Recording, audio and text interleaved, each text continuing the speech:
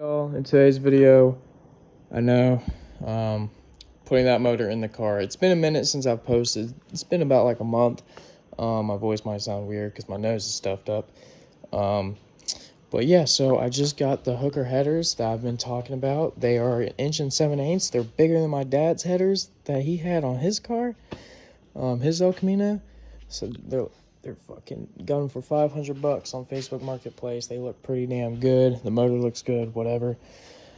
Tonight, I'm going to be grinding on the frame where the red is to make it bare metal so we can weld the motor mounts to the frame. And we're going to try and get the hooker headers to fit in there however we need to. Hopefully, yeah, we're just trying to see how it would fit for right now. Yeah.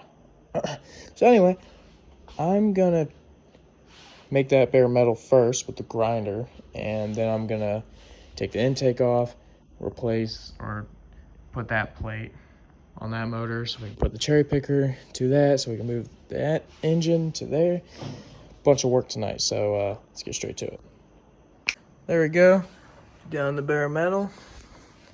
Time to swap that plate. The valley plate on the motor, pretty sure that's what it's called. Here's a good look at the motor, all the brackets and whatever. Of course, the headers and the motor mounts and the oil pan, the block itself, the valve covers, the water pump, the power steering, the harmonic balancer, the F body. Is this F body? I can't remember if my dad. No, I think this is all truck. Pretty sure this is all truck setup. Power steering pump. Anyway, quit fooling around. I'm gonna take this plate off and replace that with that. All right, she's about almost ready to go on the cherry picker. Whew. Pretty excited. This isn't going to be permanent. I hope I didn't say that's another test fitting. But this is going to be the last test fitting attempt. First, we got to fix that. We had to cut that out with the last test fitting video because it was in the way with the old headers. Found out that they wouldn't work. So, anyway, we're going to have to fix that before we put the motor in.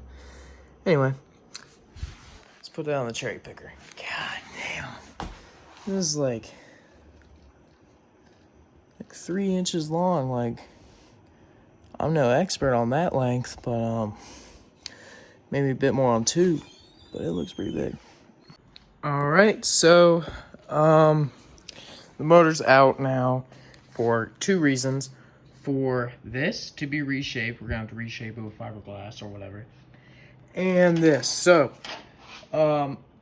motor mounts, we had to weld them in and clean them up and get it painted. It looks pretty good because you're still gonna see that when the motor's sitting here, so we want to make sure it looked pretty good. So anyway, I got a bug on me. It's gone. But yeah, my bell housing is my bulletproof bell housing. That's what it's called. Came with the transmission. Last summer was my whole goal was to buy a transmission setup with my summer money, and we chose the Richmond 5-speed. Now this is basically a 4-speed just with 5 gears. Same like manual, feeling like it's more like a manly type of fucking shifting. Basically, it's like it's harder to shift, which I personally like. But the main reason why I wanted the Richmond 5-speed, which is also basically Doug Nash, Richmond, Richmond, I think, bought Doug Nash and changed it, whatever. This was one of the first Richmonds ever made.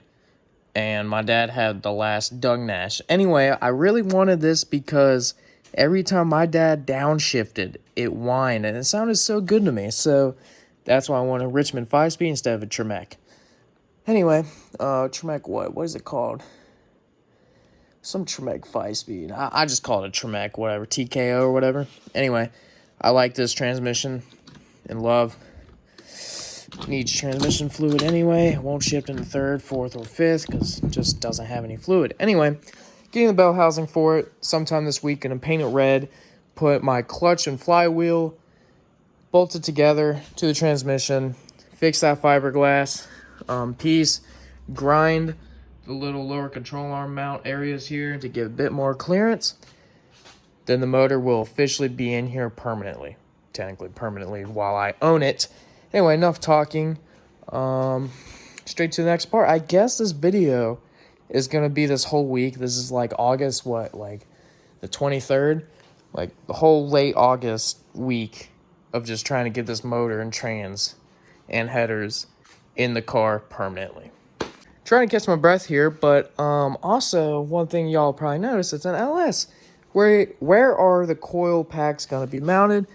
We don't know yet because the headers take so much room in a way that the spark plug, the coil pack wires, excuse me, can't go through them because they're just routed so differently. So what we are probably going to do is mount the coil pack somewhere on the firewall or somewhere. Maybe, we don't know yet. Another question is the ECU. I have a Holley Terminator X, which was $1,100 when I bought it. Now it's $1,500. 4 LS's. Very nice ECU. I don't have it mounted in here. Well, we actually have the seats mounted. That's pretty cool. Well, we are gonna mount the ECU right there. Wire it up through the dash, through the firewall to the motor. I still need to buy sensors for it. I need to buy sensors, coil packs. I broke a spark plug, which sucks. Just need to get a new one. Need to buy like power steering lines. I need to buy a fuel sending unit, which is like a couple $100. Fuel lines. I mean, it's just little things here and there, and this thing will be ready to run, like I've said many times. Anyway, I'm gonna try and get this on an engine stand real quick. I'll see y'all then. All right, so I got on an engine stand for now, so there's no stress on the cherry picker. Everything is like temporary, like sitting there, so nothing can get in, which that would suck. Oh my god, where's wood? Wood. Wood. Oh, jinx. Holy fuck. That would be scary, huh? Did I throw away? Yeah, I threw away the spark plug I broke. I broke a spark plug by loosening it because I tightened them way too much. My bad. Something you learn. I don't know what the next clip's gonna be, but we'll see. Anyway. Alright, here we go. The motor is gonna go in, hopefully permanently. Got the fuel system in completely. That's a separate video. So I'm jacking up the front, putting a 2x4 under it, so it's like up. Helps us a little bit. So anyway, let's get to it. Motor is in the Malibu. Everything fits nice and well. It's very tight right up in there. But yeah, I just ran, so I'm tired. But anyway, that's the end of today's video. If you guys did, make sure to hit the like button, hit the subscribe button, turn on post notifications. In another video. Peace.